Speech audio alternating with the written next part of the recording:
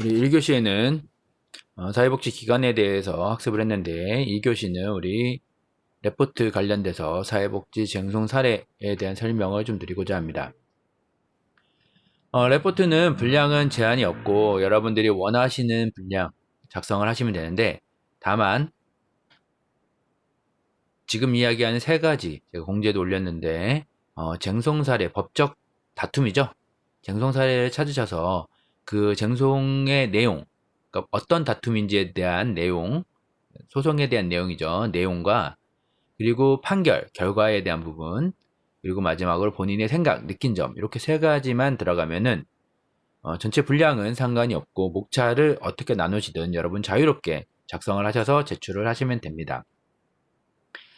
쟁송 사례를 찾으실 때는 가급적이면은 최근 5년 이내의 자료, 너무 오래된 자료를 찾으시면은 아무래도 우리가 쟁송 사례가 너무 최근 게 아니라, 우리가 성문법과 불문법에 대해서 배웠지만은 성문은 문서로 되어 있는 거기 때문에 이제 개정을 통해서 내용이 바뀌지만은, 이 불문법, 판결, 판례 같은 부분들은 이게 시대에 따라서 판례가 조금씩 달라질 수가 있거든요.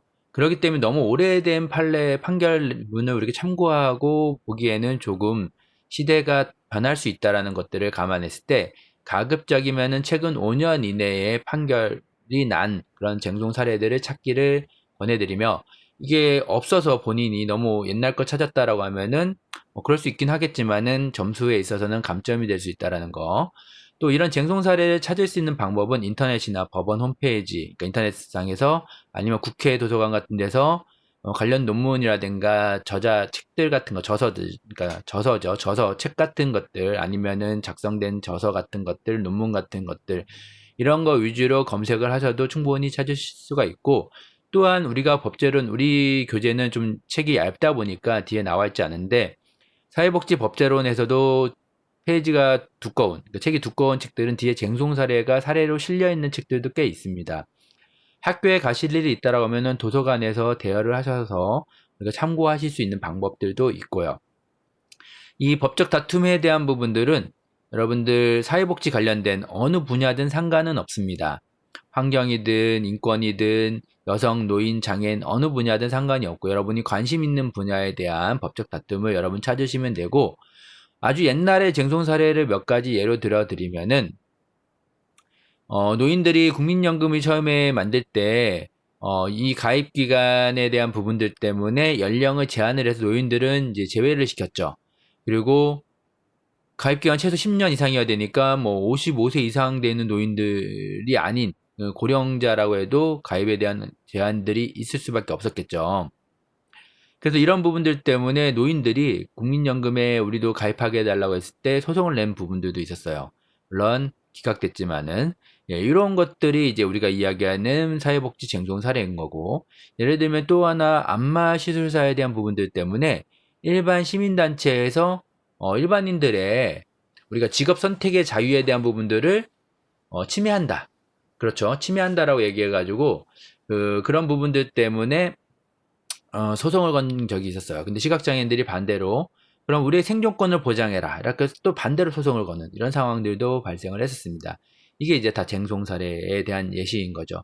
그래서 여러분 선배나 여러분 위에 이제 다른 학생들이 쟁송 사례 레포트를 작성한 것들을 여러분 한번 참고로 좀 보여드릴 텐데, 레포트 작성은 한글이든 PPT든 상관은 없는데, 혹시나 발표를 하실 학생들은 PPT를 작성을 하셔야 되고, 제가 공지에 올린 것처럼 PPT를 저에게 레포트로 이메일로 보내주시면은 발표할 학생들은 제가 영상을 PPT 화면을 띄워드릴 겁니다. 그럼 본인이 보시면서 목소리로만 발표를 하시면 되고, 발표 점수는 추가로 플러스 알파 점수고, 발표를 안 한다고 감점이 있는 것이 아니라 레포트 점수의 발표에 따라서 추가 점수를 받으실 수 있는 겁니다. 발표를 안 해도 레포트를 너무 잘 작성을 하시면은 레포트 점수는 만점을 받으실 수가 있으니까, 발표는 여러분들 선택입니다. 그래서 강압적으로 발표를 하거나 이런 부분들은 없고요. 여러분들이 선택을 하시면 됩니다. 다시 한번 정리를 쭉 해드리면은, 쟁송 사례의 주제는 여러분들이 사회복지 관련된 되게 넓은 범위, 우리가 좁은 범위의 사회복지를 이야기하는 게 아니라 넓은 범위의 사회복지로 이야기하고 있기 때문에 다 포함이 되고, 또한 분량은 제한이 없고 그 안에 들어갈 내용은 쟁송의 내용, 소송의 내용, 그 다음에 판결, 본인의 생각 이렇게만 작성을 하시면 된다는 거. 발표는 자율이고 발표할 학생들은 반드시 PPT로 작성을 하셔야 되고 발표를 하지 않은 학생들은 한글이든 PPT든 작성에 있어서는 자유라는 거. 여기까지가 현재 레포트에 대한 설명이라고 보실 수 있겠습니다. 한번 우리 예시를 한번 보도록 할게요.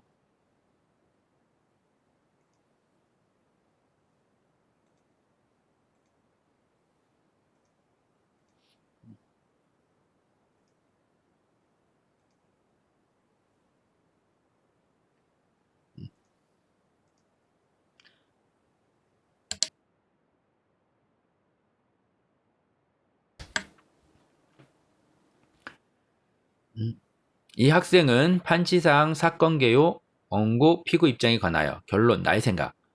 그러니까 사건에 대한 설명을 판치사항, 사건 개요, 원고, 피고 입장에 관하여 이렇게 세 가지로 나눈 거고요. 판결, 결론이죠. 그리고 나의 생각, 본인의 생각, 느낀 점 이렇게 작성을 했습니다. 우선은 이 쟁송의 내용을 보면은 판시사항이 아이돌봄 지원법에 따라 지방자치단체 각 구청장이 관할 구역에 지정한 서비스 제공 기관을 통하여 아이돌봄 서비스를 제공하였던 아이돌봄이라는 사람은 갑을 할 때 을 등이 근로기준법상의 근로자에 해당하는지가 문제가 되어서 생긴 사건이라는 거죠. 지방자치단체 각 구청장, 이 갑이 이제 지방자치단체가 되는 거고, 그다음에 을이 이제 아이돌봄인 거예요. 사건 개요를 보면은 광주에서 일어난 사건으로 2018년 6월 22일에 났는데 이때는 재판부에서 서비스 기관들이 직접 면접을 통해 돌보미들을 채용했고 근로계약서를 작성하고 지휘감독을 하기 때문에 근로기준법상 근로자로 인정할 수 있다라고 밝혔다라는 거예요. 그리고 나서 변론 종결이 2019년 5월 1일에 일어났는데 결과가 바뀌었다는 거죠. 결국 아이돌봄이들의 패소로 끝나게 된 사건이랍니다.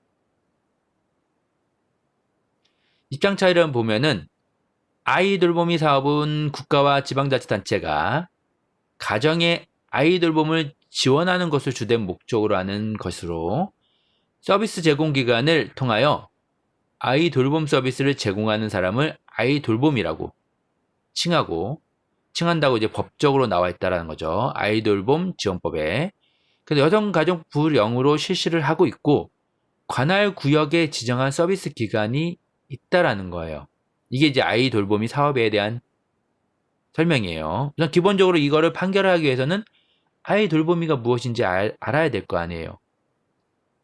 그리고 여러분의 생각을 쓰기 위해서도 아이돌봄이 사업이 무엇인지 알아야 될 거고요. 원고의 입장을 봤더니 서비스 기관의 종속적인 관계에서 근로를 제공한 근로기준법상의 근로자라고 보는 거죠. 하지만 이에 합당한 연장, 야간, 휴일 근로수당, 주휴수당, 연장휴가 수당을 지급받지 못하였다는 입장인 거예요. 최근에도 우리 이제 계약직 학교의 이제 방과후 교사들에 대한 부분들 여러 가지로 사회적 이슈가 되고 있는 부분들이 있는 걸 관심 있는 학생들은 알고 계실 거예요. 그와 유사한 사례라고 볼 수도 있겠죠. 피고의 입장을 보면 이에 반하여 피고들은 서비스 기관의 임금을 목적으로 종속적인 관계가 아니었다라고 한다. 그 서비스 기관이 아이 돌봄 서비스 제공의 대가에 상응하는 이익을 보유하지 않는다는 거죠. 그러니까 이게 국가에서 이 사업을 함으로 인해서 이 사업을 통해서 서비스 기관에서 서비스 제공하는 아이 돌봄이란 근로계약을 맺은 서비스 기관이 하나의 창구, 통로의 역할이지 이걸 제공함으로 인해서 본인들이 중간에 이익이 남지 않는다라는 거죠. 예를 들면 어린이집 같은 경우에도 보육교사들에게 급여가 나가지만은 원장이나 개인시설이라고 하면 이익이 남는 거잖아요. 원장도 자기 월급을 가져가고.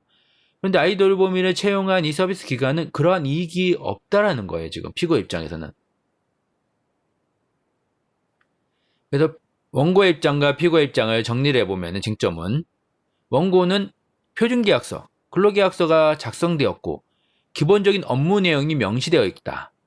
여성가족부의 지침서에 있는 보수교육 간담회 원래를 개최했고 모니터링과 문자메시지 발송을 했다. 또 2013년부터 월 60시간 이상 근무, 4대 보험 가입, 1년 이상 근무자에게 퇴근 수당을 주었다.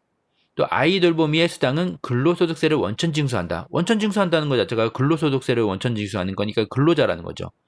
그로 인해서 이제 원고는 근로자로 인정을 해야 된다라고 보는 거고, 피고는 종속관계에서 서비스 기관의 상당한 지휘감독 아래에 있었다고 보기 어렵고, 창구 역할이지 지휘감독을 하는 게 아니고, 양성교육이나 표준계약서는 그냥 여성가족부에서 그대로 작성한 것이며, 계약서에는 그냥 자신의 노동력을 맡기는 개념으로 작성되어 있고, 아이 돌보미가 유일한 소득원이 아닐 수도 있고, 출퇴근에 자유롭다.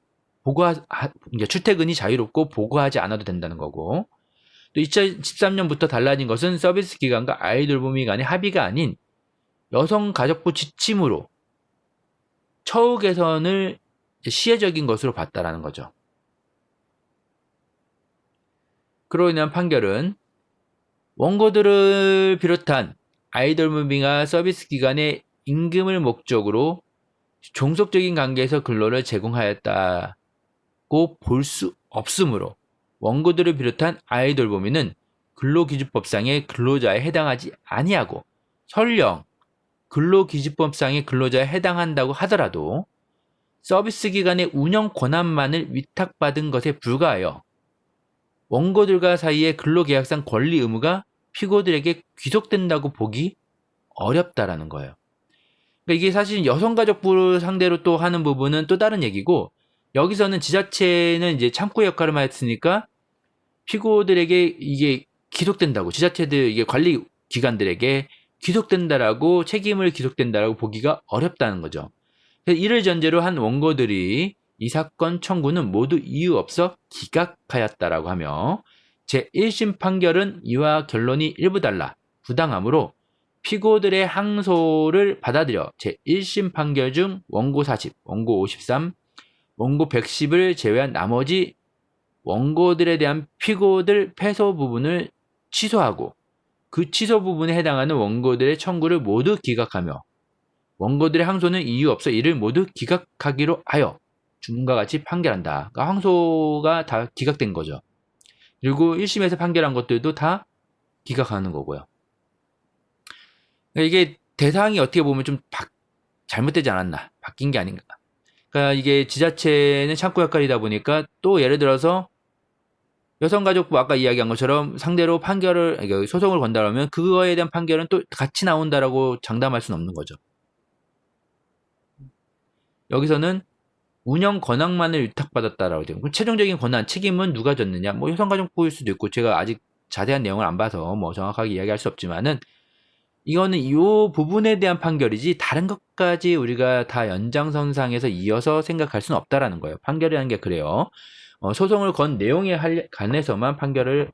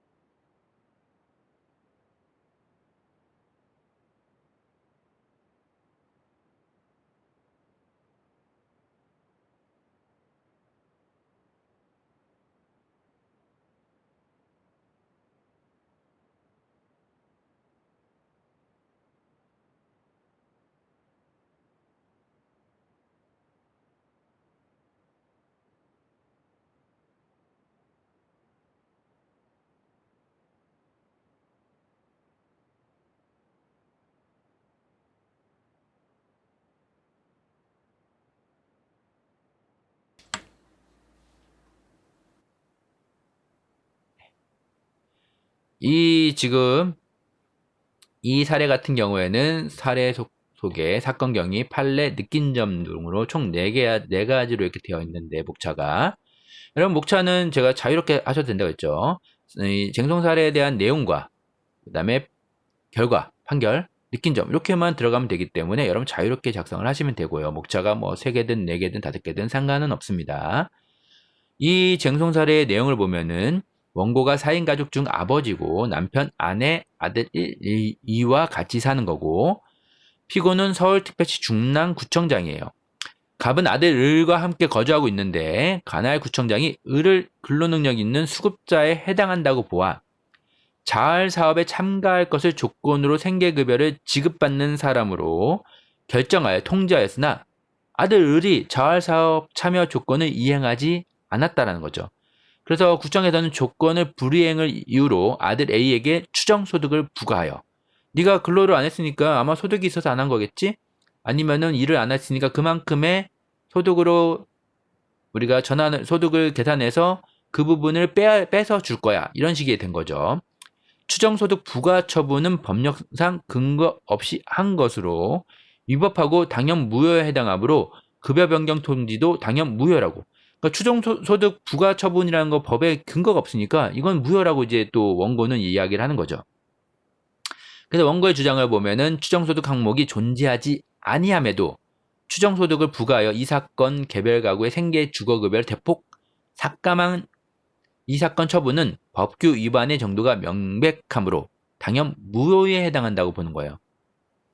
그런데 구청 측의 입장에서는 제30조 2항에 따라 근로능력이 있는 수급자에 대하여는 자활 근로에 참여할 것을 조건으로 생계급여를 실시하고 조건을 이행하지 않을 경우 수급자 본인의 생계급여의 전부 또는 일부를 지급하지 않는다. 근데 여기서 이제 중요한 거는 생계급여의 전부 또는 일부를 지급하지 않는다로 되어 있지만은 추정소득을 삭감한다는 내용은 없다는 거예요. 그러나 법령에는 생계급여를 어느 정도 차감하고 지급할 것인지에 관한 규정되어 있지 않으므로 이 사건 안내서에 나와 있는 기준에 의거하여 수급자 세대의 소득, 재산 및 가구 특성 등을 고려하여 추정소득을 부과하는 것이다. 그래서 피고는 조건부 수급자인 원고의 장남, 소외 2가 조건을 이행하지 아니하여 추정소득을 부과하였고 그에 따라 이 사건 처분을 한 것이므로 처분은 적법하다라고 구청은 주장을 한 거죠. 그래서 결국은 같이 아들과 원고 갑과 아들 이는 현재 같이 거주 중이며 아들 이는 근로능력이 있는 수급자에 해당되어 조건부 수급자로 선정이 됐고 자활 사설 사업기관인 서울 중랑 유린지역 자활센터에서 자활 결정 상담 통보서를 통지를 하고 아들 이가 자활 사업 참여를 안 하겠다고 하고 또 피고는 아들 이의 조건 불이행으로 추정소득 부과 조건부 수급자의 생계급여 중지 통보를 받고 아들 이 행정심판 청구를 하며 선행처분 취소가 되고 피고 과소 지급된 금액 원고 아내 통장으로 보냄 또 피고 아들 이에게 조건부 이행으로 추정소득 부과 원고에게 개별 가구의 생계급여 주거급여를 하향한다는 급여 내용 변경 통지를 했다는 거예요. 법에 따른 급여액의 산정 방식을 보면은 급여의 수준 우리가 배웠죠? 이거 국민기초생활보장법에 보면 생계급여, 주거급여, 의료급여, 교육급여, 자활급여, 수급자의 소득 인정액을 포함하여 최저생계비 이상이 되도록 하여야 하는데 소득 인정액은 개별 가구의 소득 평가액과 재산의 소득 환산액을 합산한 금액이며 재산의 소득 환산액은 개별 가구의 재산 가액의 소득 환산율을 곱하여 산출한 금액이고 실제 소득은 근로소득, 사업소득, 재산소득, 기타 소득을 합산한 금액이라는 거죠. 피고인의 주장에 대한 판단을 보면은 수급자가 자활 사업에 참여하지 않는다는 이유로 그에게 일정한 소득이 있는 것으로 추정하여 추정소득을 부과 처분을 할 수 있는 아무런 법령상의 근거가 없다. 그래서 이 사건 추정소득 부과 처분에 따라 이 사건 개별 가구의 소득 인정액이 위 부과된 추정소득액만큼 증가한 것으로 보아 행해진 이 사건 처분 또한 그 하자가 중대 명백하여 당연 무효에 해당한다라고 판결한 거예요. 그래서 급여 변경 처분은 무효임을 확인한다. 소송 비용은 피고가 구청이 이제 부담을 해야 된다는 거죠. 자활 사업의 중요성, 조건부 수급자가 조건 불이행 시 추정소득 부과 기준, 보장기관 확인소득. 그러니까 법에 이게 허점이죠. 불이행을 하면은 지금 얘기하는 생계비를 전부 또는 일부 지급하지 아니한다라고 되어 있는데 얼마를 지급하지 아니할지 기준을 안 만들어 놓은 거예요. 그러다 보니까 구청에서는 자체적으로 기준을 만들었는데 법에는 이 기준이 없다라고 해서 추정소득 자체는 위법이라는 거죠. 근데 여기서 중요한 거는 뭐냐면은 이 학생이 느낀 점 이렇게 썼지만은 추정소득 부과 기준 이건 추후 우리가 법에서 기준을 만들 필요가 있다라는 생각이 들고 이 판결에 보면은 추정소득이 위법인 거지 여기서 보면은 생계급여 전부 또는 일부를 지급하지 않는다가 위법은 아니에요. 법에는 내용은 명시되어 있잖아요. 그러면은 구청에서는 사실은 추정소득을 산정하지 않고 그냥 전부를 지급하지 않았다. 이걸로 인해서 그러면 그거에 대한 판결은 또 다른 내용이라는 거죠. 앞에서도 이야기했지만은 이 쟁송이라는 거는 소송을 건 그 하나의 내용만 가지고 판결을 하는 거지 기타 관련된 부분들까지 다 판결하는 건 아니라는 거예요. 구청의 입장에서는 사실은 추정소득을 없애고 제가 볼 때는 일부를 지급하지 아니한다. 전부. 일부는 또 이게 얼마를 이게 애매하잖아요. 전부 또는 여잖아요. 전부를 그냥 지급하지 않는 이런 상황으로 가는 게 더 맞지 않았을까라고 제 개인적으로 생각을 해봅니다. 그러면은 전부를 지급하지 않으면 그거에 대한 또 원고는 소송을 또 걸겠죠. 근데 그거에 대한 판결은 다르겠지만 제가 볼 때는 법에 분명히 추정소득에 대한 내용은 없지만은 생계급여 전부 또는 어떨 경우에 생계급여를 실시하고 조건이 이행하지 않을 경우에 조건이 이행하지 않았잖아요. 지급하지 않아도 된다라고 저는 판결에 대한 내용이 맞다. 그러니까 그럴 때는 이 전부를 지급하지 않아도 판결 나중에 소송을 걸어도 구청이 승소할 수 있지 않을까라고 생각을 해봐요. 그래서 이게 애매하게 구청 입장에서는 전액을 삭감하기엔 좀 애매해서 일부를 삭감하기 위해서 추정소득이라는 법에 없는 부분을 만들다 보니까 문제가 된 거지. 이게 참 우리가 사회복지법을 공부하면서도 이야기하지만은 모든 걸 다 법을 디테일하게 만들 수 없잖아요. 그러다 보니까 이러한 문제점들도 생기는 거고 어디까지 우리가 도와줄 것인가 이러한 문제점 이런 것들도 우리가 고민을 해봐야 돼요. 진짜 조건부라는 부분은 분명히 명시했음에도 불구하고 이행하지 않을 때 우리는 어떻게 해야 되나 이들을 그래도 도와줘야 될까 이런 부분들도 우리가 같이 고민을 해봐야 되겠죠. 네, 여러분들 그래서 제가 지금 쟁송 사례에 대해서 두 가지 사례를 여러분들한테 보여드렸습니다. 그래서 여러분들은 이거 참고하셔가지고 레포트를 작성을 하시면 되고 레포트는 다시 한번 이야기 드리지만은 분량 자유고 주제도 자유입니다. 그래서 여러분들이 자유롭게 선택하셔서 작성을 하시면 되고 다만 제출 기한은 기말 전까지 제출인데 이제 발표를 하실 분들은 다음 주에 이제 이번 수업 말고 마지막 수업에 발표를 하실 분들은 그 전에 메일로 저에게 제출을 해주셔야 되겠죠. 그래서 발표하실 학생들은 분명히 마지막 보강주 아니면은 우리 또 14주차 월요일 수업 같은 경우는 14주차 그리고 우리 또 수요일 수업 같은 경우에는 보강주 이렇게 됐는데 그 전까지 저에게 메일로 제출을 해주셔야 되고 발표를 하지 않은 학생들은 제출 기한 그 마지막 제출 기한은 기말 전까지 제출을 하시면 됩니다. 기말 이후에 제출을 하실 경우에는 감점이 분명히 되고요. 예, 또 기말 시험이 끝나고 평가가 이후에 제출이 되면은 점수를 드릴 수가 없기 때문에 모든 학생들이 기말 전에는 반드시 제출해 주시기를 바라겠습니다. 이상 2교시 수업은 오늘 여기까지 하겠습니다. 예, 수고하셨습니다.